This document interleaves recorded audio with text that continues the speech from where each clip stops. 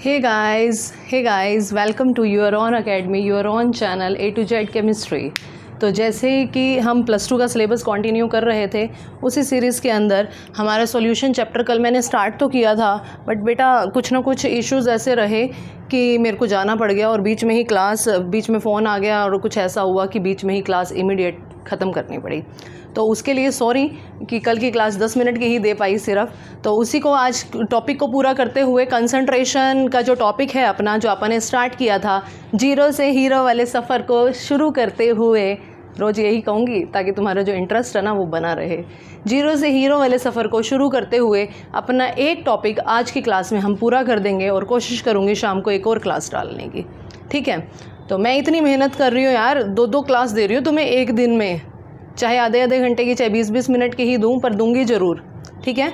तो जैसे जैसे अब हो सकता है मैं +1 का भी क्लास स्टार्ट कर दूँ, तो एक क्लास +1 की दे दूँगी, एक क्लास +2 की दे दूँगी, ठीक है। तो अपने टॉपिक को स्टार्ट करते हैं। हमारा टॉपिक चल रहा था क्या? कंसंट्रेशन। ये हमने कल की क्लास में स्टार्ट कर दिया था बट ख़त्म नहीं कर पाए थे, बीच में स्किप हो गई थी क्लास। कंसंट्रेशन क्या थी याद करो। कंसंट्रेशन मैंने कल ब्रीफ में बता दी थी। अमाउंट होती है किसी भी चीज़ की, अमाउंट ऑफ सब्सटेंस। कहता है जैसे आपको मैंने कहा था कि पानी है, पानी के अंदर आप चीनी घोल रहे हो, 2 ग्राम शुगर डिज़ोल्व कर रहे हो, तो कितनी शुगर घोल रहे हो वाटर के अंदर? How much amount of sugar is dissolved in a water, that is called its term concentration. Concentration में क्या पूछा जाता है भाई? कंसंट्रेशन के अंदर अमाउंट मेज़र करी जाती है। अब वो अमाउंट किसी भी रूप में हो सकती है, वो परसेंटेज में भी हो सकती है, वो ppm में भी हो सकती है, वो मोल्स में भी हो सकती है। अलग अलग टर्म के अंदर आपके पास परसेंट जो कंसंट्रेशन है वो हो सकती है। जिसमें हमारी फर्स्ट हो गई थी, फर्स्ट आपके पास क्या था? परसेंटेज कर चुके हैं, डन। सेकंड है हमारे पास ppm, कर चुके हैं, डन। देखा जाए तो तीसरा भी हो गया था, बट फिर भी मैं थर्ड को एक बार रिपीट करूंगी, मोलैरिटी। इसी के बीच में क्लास ख़त्म हो गई थी, मैं थोड़ा सा इसको शॉर्ट में करते हुए रिपीट करूंगी। मोलैरिटी किससे डिनोट करी जाती है? By capital M। Capital M से इसको डिनोट करते हैं। होती क्या है ये? कहते हैं अमाउंट ऑफ सब्सटेंस को मेज़र करना है ना, और अगर आपने 9th में या +1 में पढ़ा हो, अमाउंट ऑफ सब्सटेंस को मेज़र करने की जो SI यूनिट है वो मोल है। इसी चीज़ का फ़ायदा यहाँ पे उठाएंगे। मोल को याद रख लो, याद करो, +1 में बताया था अमाउंट ऑफ सब्सटेंस को मेज़र करने की जो SI यूनिट है, स्टैंडर्ड यूनिट, मोल है। तो नंबर ऑफ मोल्स, किस चीज़ के नंबर ऑफ मोल्स? सोल्यूट के, dissolved in per litre of solution. क्या कहना चाहता है? आपने एक सॉल्यूशन लिया जिसका वॉल्यूम कितना है, अब लीटर की बात है, लीटर किसकी यूनिट है? लीटर तो वॉल्यूम की यूनिट है, तो इसका वॉल्यूम दे दिया कितना जी मैम? आपने कहा पर का मतलब क्या होता है बेटा? 1 लीटर इसका क्या है? वॉल्यूम है। ये क्या है? वॉल्यूम किसकी यूनिट है? लीटर किसकी यूनिट है? वॉल्यूम की यूनिट है, डन। तो वॉल्यूम हमने कर लिया। अब बात कर रहे हैं नंबर ऑफ मोल्स की। नंबर ऑफ मोल को किससे डिफाइन किया जाता है? सिंबल क्या होता है? N। और सोल्यूट के लिए मैं आपको 2 दिन से बता रही हूँ, जो सिंबल होता है वो क्या होता है? B। तो नंबर ऑफ सोल्यूट, अब फॉर्मूला बनाने की कोशिश करते हैं। Capital M is equals to number of moles of solute dissolved के लिए बटे में, डिवाइडेड बाय, ठीक है। डिज़ोल्व्ड की बात आएगी यहाँ पे, डिज़ोल्व्ड वॉल्यूम ऑफ सॉल्यूशन किस में आना चाहिए? लीटर में।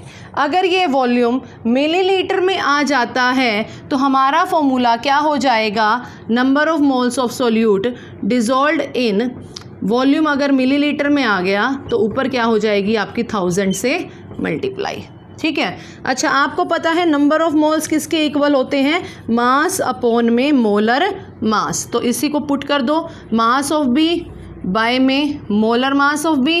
वॉल्यूम ऑफ सॉल्यूशन मिलीलीटर है तो ऊपर क्या हो गया? 1000 से मल्टीप्लाई, ठीक है जी, हो गया।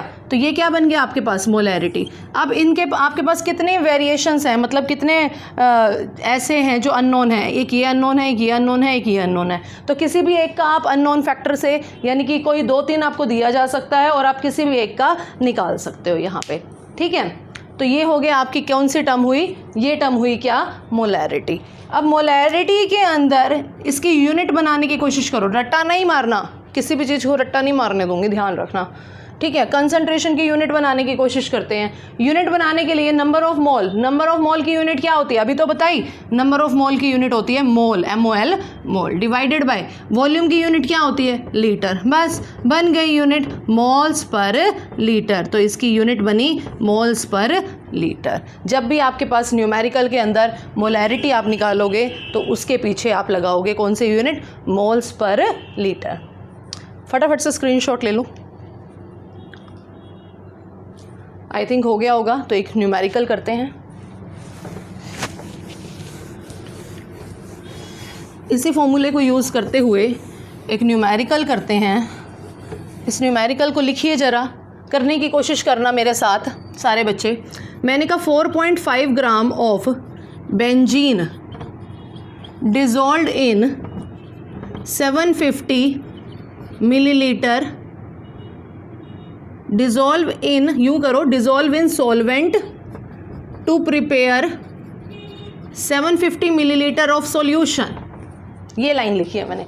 4.5 ग्राम ऑफ बेंजीन डिज़ोल्व हो रहा है किसी सॉल्वेंट के अंदर और क्या बना रहा है, 750 मिलीलीटर बना रहा है सॉल्यूशन का।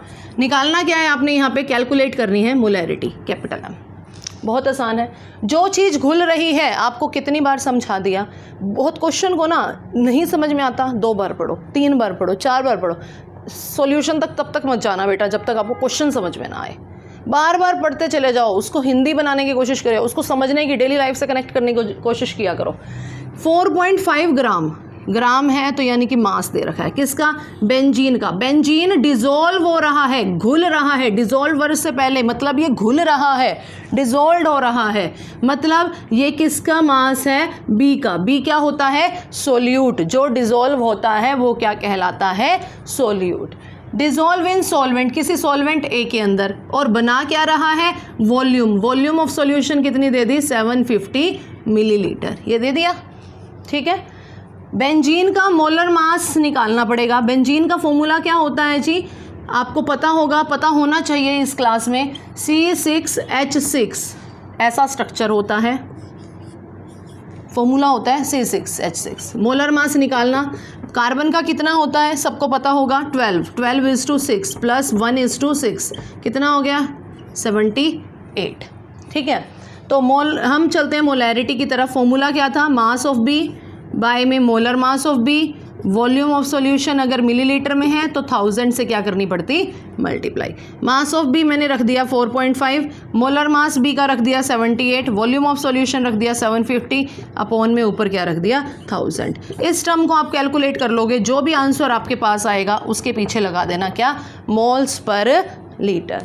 आई थिंक यहाँ तक सभी का हो गया होगा या हो जाएगा। आसान सा न्यूमेरिकल है, कोई भी बहुत लंबी चौड़ी महाभारत इसके अंदर नहीं है। क्लियर, अच्छे से देख लो 1 मिनट के लिए, यूनिट लगा देना बस। यूनिट नहीं लगाई, 2 नंबर का न्यूमेरिकल आएगा, आधा नंबर वहीं कट, उड़ जाएगा बिना बात के। क्यों उड़ाना है भाई, बचाने हैं नंबर, उड़ाना नहीं है, ठीक है। कर दूँ अब, नेक्स्ट टर्म की तरफ चलते हैं। कंसंट्रेशन की 4th यूनिट जो हमारे पास है, बट ध्यान से करना, जितना भी काम है आज की क्लास का बहुत इंपॉर्टेंट है। ये क्लास +1 के लिए भी उतनी इंपॉर्टेंट है, +2 के लिए भी उतनी इंपॉर्टेंट है। 4th कंसंट्रेशन की यूनिट मोलैलिटी। पहले क्या था, मोलैरिटी, RITY, अब क्या है, molality, LITY, symbol small m, ठीक है, स्मॉल m है। क्या कुछ ज़्यादा फ़र्क नहीं है, वैसा ही है, बनाने की कोशिश करते हैं। नंबर ऑफ मोल्स किस चीज़ के, सोल्यूट के, डिज़ोल्व्ड इन किसके अंदर, उसमें क्या था, ये इतनी लाइन तो सेम है। डिज़ोल्व्ड इन उसमें था, मोलैरिटी में क्या था, पर लीटर, इसके अंदर है पर केजी ऑफ, उसमें था सॉल्यूशन, इसमें है सोलवेंट। बड़े ध्यान से समझना, फ़र्क देखो। उसमें क्या था, ये लाइन तो बिल्कुल सेम थी, number of moles of solute dissolved in 1 litre volume के अंदर, वॉल्यूम ऑफ सॉल्यूशन था। यहाँ पे क्या है, पर केजी, मतलब 1 kg सॉल्वेंट के अंदर WA दिया हुआ है कितना, 1 kg। कहता है आपने 1 किलो पानी ले लिया, ये 1 किलो क्या है, पानी, और यही क्या है, A आपका। इसके अंदर आप 2 ग्राम शुगर डाल रहे हो, 2 ग्राम नमक डाल रहे हो, कुछ भी डाल रहे हो, तो मोलैलिटी कितनी होगी, ये क्वेश्चन है आपके पास। ठीक है, ये मतलब बनेगा, बनाने की कोशिश करते हैं। Molality is equals to number of moles, किससे डिफाइन किया जाता है, NB से। वेट ऑफ सॉल्वेंट, डिजोल्ड आ गया तो बटा आ जाएगा, डिवाइडेड बाय आ जाएगा। वेट ऑफ सॉल्वेंट बोले तो A, किस में आना चाहिए, ग्राम में आना चाहिए। अगर किलोग्राम में आना चाहिए, बट अगर ग्राम में आ जाता है तो आपको क्या करना पड़ेगा, 1000 से मल्टीप्लाई। WA अगर आ गया ग्राम के अंदर तो आपको करना पड़ेगा, you have to multiply with 1000 के साथ मल्टीप्लाई। अब आपको पता ही है, अभी पीछे भी करा, नंबर ऑफ मोल्स क्या होते हैं, मास अपॉन में मोलर मास, B का है तो B का पुट कर दो। Molality is equals to mass of B by में molar mass of B। Weight of solvent अगर ग्राम में है तो क्या हो गया, 1000 से मल्टीप्लाई, स्टार मार्क। ये बन गई हमारी मोलैलिटी की इक्वेशन। यूनिट बनाने की कोशिश करते हैं, रट्टा मत मारना, हमेशा की तरह यूनिट बनाओ। मोल्स, ऊपर वाले की नंबर ऑफ मोल की यूनिट मोल, किलोग्राम, यूनिट क्या बन गई, मोल पर केजी। रट्टा मारोगे तो कभी भी याद नहीं रहेगी यूनिट, ध्यान देना। फटाफट से इसका स्क्रीनशॉट ले लो, 1 सेकेंड बस।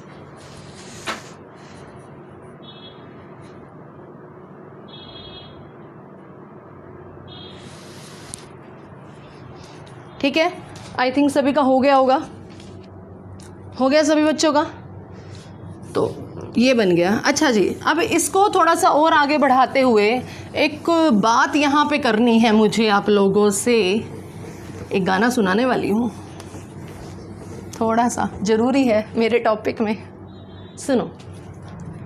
अरे गाना रुको, पहले टॉपिक सुनो, क्या है। Out of molarity and molality which is best. जो मेरे पुराने स्टूडेंट हैं ना, वो इस बात का जवाब बड़ी जल्दी देंगे और गाना भी बताएंगे मैं कौन सा सुनाती हूँ।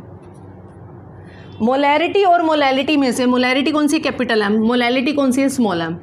मोलैरिटी और मोलैलिटी में से कौन सी बेस्ट है, या फिर आप और क्या कह सकते हो, which one is preferred, which one is preferred, किसको प्रेफर किया जाता है आउट ऑफ M और स्मॉल m, कैपिटल M और स्मॉल m में से किसको प्रेफर किया जाता है। सुनिए, मोलैरिटी में आपने क्या पढ़ा बेटा, मोलैरिटी में आपने पढ़ा number of moles dissolved in volume of solution in litre, ये पढ़ा ना, ठीक है मैडम, यही पढ़ा है। जबकि मोलैलिटी में आपने क्या पढ़ा, number of mole divided by weight of solution in KG, ये पढ़ा, ठीक है मैडम, यही पढ़ा है, अभी तो पढ़ के आए हैं, ठीक है जी।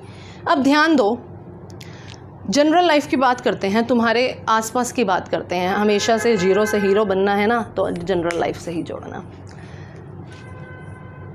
अगर मैं कहूँ तुम्हारे सराउंडिंग में, तुम्हारे आसपास बहुत सारे बंदे हैं, तुम अपने फ्रेंड को कहते हो अरे यार तू चेंज तो नहीं हो जाएगा ना। कोई भी किसी को कहता है, अरे आप अपने पार्टनर को ही कहते हो, किसी को भी कहते हो, इस टाइम पे पार्टनर तो नहीं होना चाहिए, बट वैसे भी फ्रेंड्स को भी कह देते हो, बॉयज़ को भी कह देते हो, गर्ल्स को भी कह देते हो, डोंट माइंड, ठीक है। तो क्या है, मैं गाना सुना रही हूँ आपको यहाँ पे। अच्छा कौन है आपके साथ, किसका रिलेशनशिप अच्छा है, आपको मेरी कैसी भी कंडीशन हो, वो बंदा सामने वाला मेरे साथ चेंज नहीं होना चाहिए, जैसा मैं हूँ वैसे के वैसा ही मेरे साथ रहे, है ना। यही होता है, यही होता है, यही होता है, ठीक है।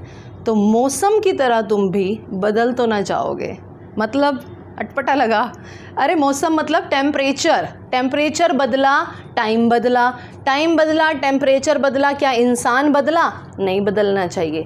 वो इंसान अच्छा है जो मौसम के हिसाब से चेंज ना हो। गाना तो सुना दो, यही कह रहे हो, गाना ये है, मौसम की तरह तुम भी, मुझे लिरिक्स बोल रही हूँ सिर्फ, म्यूज़िक के साथ नहीं बोल रही, मौसम की तरह तुम भी बदल तो ना जाओगे। अक्षय कुमार की मूवी है, अब बहुत पुरानी मूवी है, जानवर मूवी का ये गाना है, मौसम की तरह तुम भी बदल तो न जाओगे, ऐसा कुछ है, ठीक है। तो छोड़ो इस गाने को, तुम इस टॉपिक पे आओ। मौसम की तरह तुम भी बदल तो न जाओगे, कहने का मतलब इंसान वो अच्छा है जो मौसम के अकॉर्डिंग चेंज ना हो। अब कहोगे इस गाने का यहाँ पे मैडम क्या रिलेशन है, अरे भाई सारा लेना देना इसी गाने से है। टाइम चेंज, टाइम नहीं टेम्परेचर, अगर टेम्परेचर चेंज हुआ तो वॉल्यूम चेंज हो गई, volume changes, but temperature change, weight remains same, weight पे कोई भी असर नहीं पड़ता। अरे टाइम बदला, टेम्परेचर बदला, वॉल्यूम बदल गया, मतलब मोलैरिटी तो चेंज हो गई। टाइम बदला, टेम्परेचर बदला, बट मोलैलिटी पे कोई भी फ़र्क नहीं पड़ा। भाई हमारे लिए तो वो अच्छा है जो जैसा था वैसे का वैसा रहे, चेंज ना हो। तो कौन सी बेस्ट है, अब नहीं भूलोगे ये क्वेश्चन कभी भी, कौन सी बेस्ट है out of molality and molality? तो आपका आंसर आना चाहिए मोलैलिटी, बिकॉज इसके अंदर क्या मेज़र किया जाता है, वेट, और वेट का टेम्परेचर के अकॉर्डिंग कोई भी इफेक्ट नहीं पड़ता। समझ आ गई मेरी बात? ठीक है, तो ये हो गया आपका क्या, ये क्वेश्चन बड़ा प्यारा सा बनता है, कई बार बोर्ड एग्जाम में या कई बार वैसे भी जनरल आपसे पूछ लिया जाता है, मोलैरिटी और मोलैलिटी में से कौन सा अच्छा है और क्यों। कर लो फटाफट से, स्क्रीनशॉट ले लो। डन। नेक्स्ट टर्म है मेरे पास 6th term normality, 5th term sorry normality. Normality से पहले एक टर्म और भी आती है, इसको 6th बनाएंगे, उसको 5th बनाते हैं। छोटा सा है, बता देती हूँ एक बार, बहुत कम लोग बताते हैं इस टर्म को, बट बता ही देती हूँ। फॉर्मेलिटी कैपिटल F से डिनोट किया जाता है। कैपिटल F दिखने में तो मोलैरिटी जैसी प्रोनाउंस कर रही है ना, मोलैरिटी, फॉर्मेलिटी कोई ज़्यादा फर्क भी नहीं है। कहता है जब स्पेशल कंडीशन लगा दी for ionic compound, special ionic compound के लिए, जब आयोनिक कंपाउंड के लिए जब आप मोलर मास निकालते हो, जैसे NaCl का मोलर मास निकाल दो, कितना हो गया, सोडियम का हुआ 23, क्लोरीन का हुआ 35.5, कितना हो गया 58.5। ये सारी बातें पिछली क्लासेस में तुमने करी हैं। तो आयोनिक कंपाउंड के मोलर मास को मोलर मास शब्द से रिप्लेस कर दिया जाता है फॉर्मल मास, फॉर्मल मास। और आयोनिक कंपाउंड की ही मोलैरिटी को रिप्लेस कर दिया जाता है किस वर्ड से, फॉर्मेलिटी से। दैट्स इट, और कुछ भी नहीं है, बिल्कुल सेम है, बस सोल्यूट आपका अगर आयोनिक कंपाउंड आ जाता है, if your solute is ionic compound, तो उस टाइम पे उसकी मोलैरिटी ना कहला के क्या कहलाएगी बेटा, फॉर्मेलिटी। Got it? समझ आ रही है मेरी बात? कुछ भी नहीं, फॉर्मेलिटी वही है मोलैरिटी, बस किसके लिए कहलाई जाती है, आयोनिक कंपाउंड के लिए। छोटी सी थी, कैपिटल F से इसको डिनोट किया जाता है। ठीक है, स्क्रीनशॉट फटाफट। डन। नेक्स्ट 6th टर्म है मेरे पास क्या, नॉर्मैलिटी। 6th और एक 7th हो रहा है, फिर एक क्वेश्चन डिस्कस करके क्लास को ख़त्म करेंगे। नॉर्मैलिटी ये बड़ी है थोड़ी सी, कैपिटल N से इसको डिनोट किया जाता है। कैपिटल N से इसको डिनोट करते हैं, होती क्या है, आप कहोगे मैडम ये भी तो मोलैरिटी जैसे दिख रही है, बट ये मुश्किल है भाई, मुश्किल नहीं है, मतलब थोड़ी सी बाप है उसकी, सो ईजी नहीं, ईजी भी है बट टेढ़ी मेढ़ी है। सुन लो, नॉर्मैलिटी नंबर ऑफ मोल्स नहीं, नंबर ऑफ मोल्स तो मोलैरिटी में थे, नंबर ऑफ ग्राम इक्विवेलेंट। अब कहोगे ये क्या बला आ गई, सुन लो, पेशेंस रखो। Number of gram equivalent of solute dissolved in per litre of solution. बाकी तो सारा सेम है मोलैरिटी वाला। आप कहोगे बाकी तो मैडम हमें समझ में आ गया, बट ग्राम इक्विवेलेंट क्या भला है, ये हमने कभी आज तक नहीं सुना है ना, करवाया ही नहीं, सुनोगे कहाँ से, अभी आया है। सुनो, नंबर ऑफ ग्राम इक्विवेलेंट, पहले मोलैरिटी में क्या होता था, नंबर ऑफ मोल्स। जब नंबर ऑफ मोल होते थे तो आपको सिंपल मोल निकाल देते थे। नंबर ऑफ मोल का फॉर्मूला होता था मास अपॉन में मोलर मास। अब इसका फॉर्मूला क्या है, इसका फॉर्मूला बनाने की कोशिश करते हैं। Normality is equals to number of gram equivalent dissolved, जब डिजोल्ड आ गया तो बटे में आ जाएगा, डिवाइडेड बाय में आ जाएगा, वॉल्यूम ऑफ सॉल्यूशन किस में, लीटर में। जब नंबर ऑफ मोल होते थे तो मास अपॉन में मोलर मास कर देते थे। जब नंबर ऑफ ग्राम इक्विवेलेंट हैं तो क्या करोगे, मास अपॉन में इक्विवेलेंट मास। देखो उसमें क्या था, ज़्यादा फर्क नहीं है, रिजेंबल करके पढ़ने की कोशिश किया करो। यहाँ पे क्या है, मास अपॉन में मोलर मास, यहाँ पे क्या है, मास अपॉन में इक्विवेलेंट मास। आप कहोगे मैडम ये तो ठीक है, रिजेंबल तो कर लिया, बट भाई हमें मोलर मास तो आता था निकालना, इक्विवेलेंट मास क्या है उसको कैसे निकालें। अरे पेशेंस तो रखो, बता रही हूँ सब, सुनो। इक्विवेलेंट मास निकालने के लिए कुछ एक चीज़ें बताने जा रही हूँ। इक्विवेलेंट मास क्या होता है? Equivalent mass is equals to molar mass divided by एक फैक्टर है जिसका नाम है एक्स फैक्टर। अब ये एक्स फैक्टर क्या बोला है, मोलर मास तो ठीक है, मोलर मास तक। एक्स फैक्टर सबके लिए अलग अलग होता है। किस सब के लिए अलग अलग होता है देखते हैं। मैंने कहा अगर आपके पास कोई सिंपल क्या है, एलिमेंट, सिंपल एलिमेंट है, या फिर सिंपल कोई साल्ट हो सकता है, या एसिड हो सकता है, सोल्यूट, या आपका सोल्यूट बेस हो सकता है। बड़े ध्यान से समझना बहुत ज़रूरी है, ये कंपटीशन में भी बहुत बार आ जाता है। सिंपल कोई एलिमेंट है, जैसे एग्जांपल मैंने उठा लिया सोडियम, पोटेशियम, क्लोरीन, या साल्ट उठा लिया NaCl या KCl उठा लिए। इसमें एक्स फैक्टर की वैल्यू होती है उसकी वैलेंसी के बराबर। अब इसमें सब में देख लो, इन सब में वैलेंसी कितनी बन रही है, 1। कैसे निकलेगी वैलेंसी, 9th क्लास में सिखाया जाता है। वैलेंसी क्या होती है, डालूंगी वैलेंसी की एक छोटी सी वीडियो, देख लेना, शॉर्ट डालूंगी, ठीक है। एक्स वैलेंसी, तो यहाँ पे इसका इक्विवेलेंट मास क्या हो गया, मोलर मास बाय में 1, एक्स फैक्टर कितना है, 1, ठीक है। अब अगर कोई एसिड आ जाए, एग्जाम्पल HCl, एग्जाम्पल H2SO4, ठीक है, तो इस टाइम पे एक्स फैक्टर क्या होता है, number of H positive ion, number of H positive ion कहलाता है क्या, एक्स फैक्टर।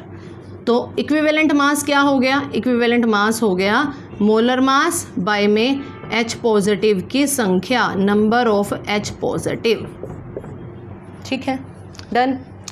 उसके बाद एग्जाम्पल बेस का, अगर आपने ले लिया NaOH या CaOH2, इसमें एक्स फैक्टर क्या होगा, number of OH negative ion, number of OH negative ion. तो इसमें एक्स फैक्टर की वैल्यू कितनी होगी, मोलर मास बाय में, अगर मान लो आप ये वाला ले रहे हो, NaOH ले रहे हो, NaOH ले रहे हो तो मोलर मास बाय में नंबर ऑफ OH नेगेटिव, और यहाँ पे नंबर ऑफ OH नेगेटिव कितना है, 1 ही है NaOH के अंदर, है ना।